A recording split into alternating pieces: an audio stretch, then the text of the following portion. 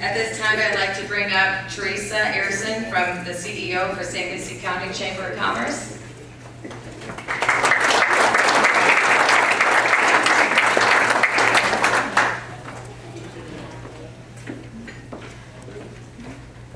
I'm gonna pull this out, frankly, because I'm feeling a little insecure at the moment. I mean, Pete, I'm pretty sure I drew the short straw today. I had to follow our charismatic mayor, who worked in a FU to FAU, thank you. I think there was a delimbing by a machete in his colorful stories, and here I am to follow that. I'm not going to take much of your time, I promise you, because if you were me, frankly, would you? And contrary to what our mayor told you, I am going to try to buy your love today. I think it is my only hope. But I do want to share with you the Chamber of Commerce, how we work with our city government, our county government, and of course Mr. Tesh back there at the EDC. This is kind of how it works in a nutshell.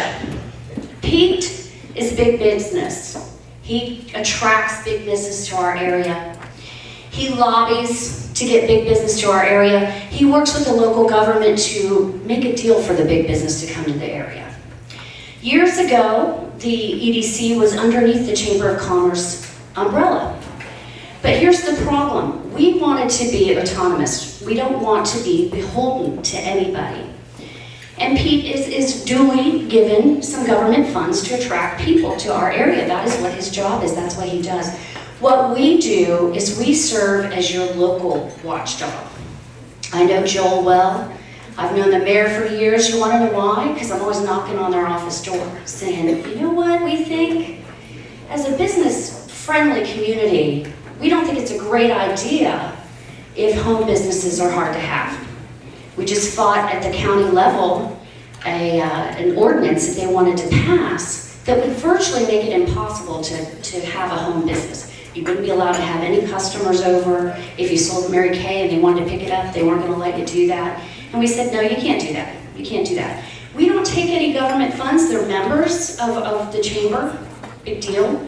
But what we are there to do is to fight the small fights on a local basis for you. I have a meeting once a month with the mayor at our Port St. Lucie Area Council. We talk about sign ordinances. How many of you have run into sign ordinance? How many of you sell commercial property?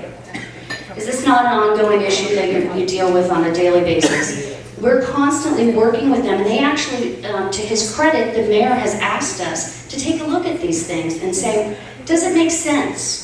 Well, it doesn't make sense to just allow banners everywhere, because you know what that's going to look like. And when you bring potential buyers into our community and there's banners flying around everywhere, tattered, dirty, inflatable tube men waving on the streets of Port St. Lucie Boulevard, what's that going to do for your potential buyers? That's not attractive.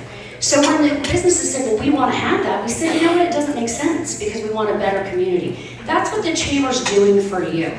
I'm also very fortunate that we only have one chamber in St. Lucie County, so that affords me an opportunity to serve on many boards, serving the people and the businesses of our community. I serve on Pete's board at the TDC or the EDC. I also serve on the Tourism Development Council on their board, and every month I have a coffee clutch with our superintendent of schools. There's about 4 of us. We go out for coffee and we talk about our school system.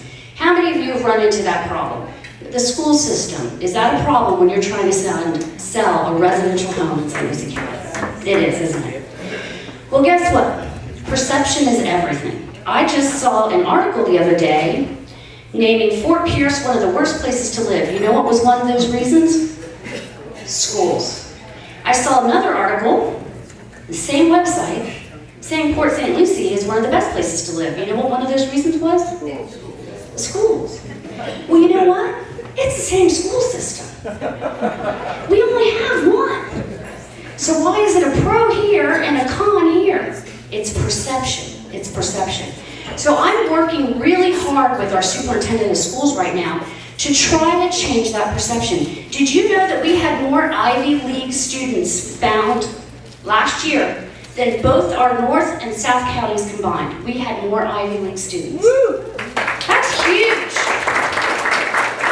If I gave you the list of rewards that we had for our students, I'm telling you, you would all be blown away. I'm lucky enough to facilitate the Young Floridian Scholarship Program. How many of you have kids and have heard of it? Young Floridian? It's a wonderful scholarship program. It started with GDC. Can I get a woohoo for GDC? I wasn't feeling the love there, but I understand. Our Young Floridian, every time I do that every year and I see these kids and they're part of Rotary and they've got scholarships, some of them have patents, it makes you want to go home and ask you what the heck is wrong with your own kids. But you know what?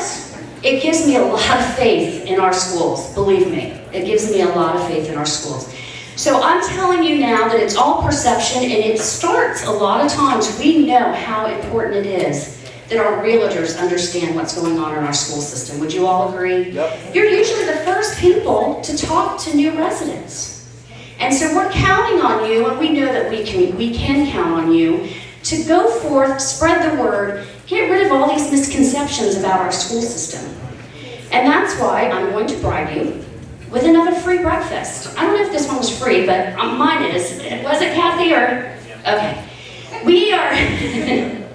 We're going to do, I've talked to the superintendent of schools, and we want to invite you all out as realtors to see some of the great things that are going on in our school system. Because unless you have a child in the school system, there's no reason for you to be there. It's kind of creepy, right? So we're going to actually invite you to go have breakfast there at one of our local high schools so that you can see a little bit about what's going on, and maybe you can see, have some information and change the misperceptions that are being overly done in the newspaper and rumor and online. They're not all true. Do we have work to do? Yeah, we do, but I would venture to guess every school system has a little bit of work to do. So I am going to give you my staff over here, which I have to mention my staff threatened to leave me after I had to follow the mayor. They were like, really? I'm going to leave right now.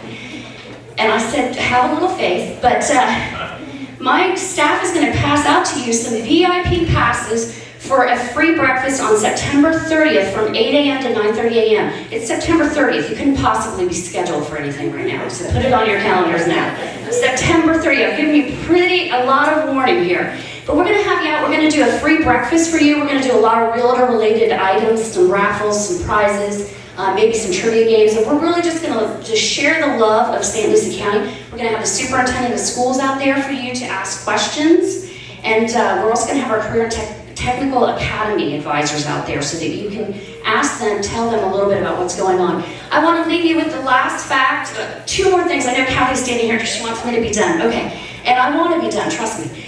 Two more things I have to tell you is the mayor talked about vocational training, technical training, welding, electricity. I just co-authored a white paper with one of our St. Lucie County School Board members that is asking for, and we're hoping to get, we found the money for it, and we have a plan for a traditional technical training center. That means one of those where you actually go to high school there, you get your welding certification, your electricity, and you get all that. We're going to make that happen. That's something that I am very passionate about. I think it is something that we need. We have some skills gaps here, and we're going to make sure that happens for you within the next couple of years. So I wanted to share that with you, and I want to share these passes with you. My staff is passing them around as we speak, and if you have any questions, I know we're short on time, I'm going to go ahead and hand the mic back over to Kathy, but I do want to thank you all for allowing me to be here today. It is such an honor. It is such a great pleasure to be in front of you. Thank you so much, Kathy.